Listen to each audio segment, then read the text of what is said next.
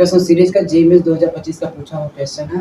तो अब हम इसको भी सॉल्व करते हैं। तो यहाँ पर क्या है, consider the AP of positive integer which some is first three term is 24। तो मान लेता हूँ हमारे पास जो भी एपी का पॉजिटिव टर्म्स है, एपी का पॉजिटिव टर्म, तो मान लेता हूँ फर्स्ट टर्म ए हो गया, सेकेंड टर्म ए प्लस डी, और थर्ड वाला टर्म मान लेता हूँ ए प्लस 2d। ठीक, क्योंकि वो सभी बोला क्या, सब के सब इंटीजर कैसा होना चाहिए, पॉजिटिव। तो इन तीनों का सम कितना है, 54। तो कितना हो जाएगा, ए प्लस डी, ए प्लस 2d, कितना हो गया 54।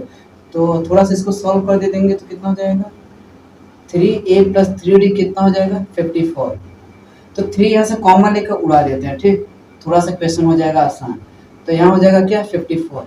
तो इसको अगर काटेंगे तो a प्लस डी कितना हो जाएगा, 3 बन जाएगा 3, 3 18 14। ठीक, तो इसको मान लेते हैं इक्वेशन नंबर फर्स्ट। आगे क्या है, the sum of first 20 terms like इतना इतना। तो मतलब जो हमने ये टर्म्स माना है, इसके फर्स्ट शुरू से लेकर कितना 20 टर्म तक, उसके जो सम आएंगे इनके बीच ही हमारा होना चाहिए। तो कहने का मतलब वो अगर लाइक करे बिटवीन इतना, तो वहां पर क्या आ जाएगा, इनइक्वालिटी। क्या आ जाएगा, इनइक्वालिटी। तो इसको देख लेते हैं। तो S20 की वैल्यू निकाल लेते हैं। तो कितना हो जाएगा 20/2। फर्स्ट हमने माना क्या है a, तो 2a प्लस 20 माइनस 1, और कॉमन डिफरेंस क्या है d। तो इसको जब सिंप्लीफाई कर देंगे तो कितना हो जाएगा 20, और हो जाएगा कितना 2a और प्लस 19d हो जाएगा। ठीक, अब इसका जो सम दिया गया है, ठीक, ये हमारा क्या आ गया S20।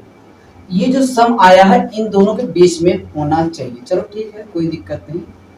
इतना हो गया तो 10, और यहाँ पर हो जाएगा क्या 2a प्लस 19d, और ये हो जाएगा कितना 18। ठीक, तो यहाँ से देखो 10 से 10 क्या हो जाएगा, ये कैंसिल आउट कर देगा। ठीक, तो हमारे पास बचेगा कितना 160, 2a प्लस 19d, ये a है। ठीक, तो कितना हो जाएगा 180 हो जाएगा। ठीक, अब हम क्या करते हैं, जो हमको यहाँ से इक्वेशन मिला है, तो हम क्या करते हैं, हमको चाहिए था क्या 11th वाला टर्म चाहिए, क्या होगा। ठीक, 11th टर्म क्या होगा। तो हम क्या करते हैं, यहाँ से हम एक a की वैल्यू निकाल लेते हैं। a की वैल्यू जब निकालेंगे तो 18 माइनस क्या हो जाएगा d हो जाएगा। ये वाली वैल्यू यहाँ रख दो, तो 16, तो 2 ब्रैकेट में 18 माइनस d प्लस 19d 180 हो जाएगा। बिल्कुल, अब क्या इनइक्वालिटी सॉल्व करना है, बाकी कुछ है नहीं। तो 100 इतना, और ये हो जाएगा 36 माइनस 2d प्लस 19d, तो यहाँ हो जाएगा कितना इतना। तो हम क्या करते हैं, पूरी इनइक्वालिटी में क्या करते हैं 36 घटा देंगे। तो 36 घटा देंगे तो कितना हो जाएगा 160 माइनस 36, और ये वाला घट के कितना हो जाएगा 17d, और 180 माइनस 36। तो इसको जो सॉल्व कर देंगे तो कितना हो जाएगा, ये हो जाएगा 452, और ये हो गया 1 17d, और इसको कर देंगे तो कितना हो जाएगा 4, और यहाँ हो जाएगा कितना 7 to 4 144। तो अब क्या करेंगे, इसको डिवाइड कर देते हैं 124/17d, और ये हो जाएगा कितना 144/17। तो ये हो जाएगा क्या,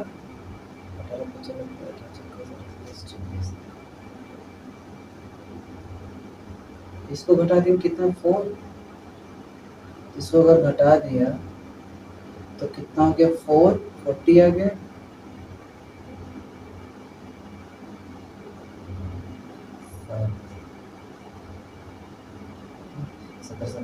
तो इसको कितनी बार ले जाएंगे 17, तो कितना हो जाएगा 5, और ये हो जाएगा d, और इसको ले जाएंगे तो कितना हो जाएगा 17 27 126।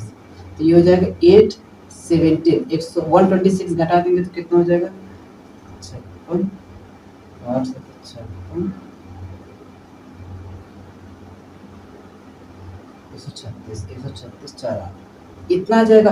अब देखो डी की जो हमको वैल्यू आया 7 और 5/17 इतना, तो हमको क्या चाहिए था वैल्यू, सब के सब इंटीजर कैसा होना चाहिए था, इंटीजर। तो यहाँ से डी हमको क्या लेना है, तो हमारा जो डी की वैल्यू आना चाहिए वो इंटीजर वैल्यू होना चाहिए 7 और इतने के बीच। तो हम यहाँ से क्या करते हैं, डी की वैल्यू ले लेते हैं क्या 8, क्योंकि 8 जो वैल्यू इन दोनों के बीच में ही आएगा और डी हमारा क्या है, जो नंबर होगा इंटीजर होगा। तो अगर मैं कह दूं कि डी की वैल्यू 8 आ गया तो ए की वैल्यू क्या 18 माइनस 8 करके वैल्यू निकाल देंगे, कितना आ जाएगा 10।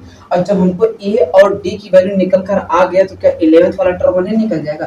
तो अब हम थोड़ा सा इसको क्या करते हैं, हटा देते हैं। ठीक, तो 11th वाला टर्म हमारा क्या हो जाएगा, a 11th equal to A1 plus 11th minus 1 into d. तो क्या हो जाए, A1 की वैल्यू कितना है 10 प्लस 10 इंटू डी की वैल्यू कितना है 8। तो कितना हो गया ये, तो ये हो गया कितना 10 प्लस 18, तो वैल्यू कितना आ गया 90। तो 11th वाला टर्म कितना होगा 90 होगा।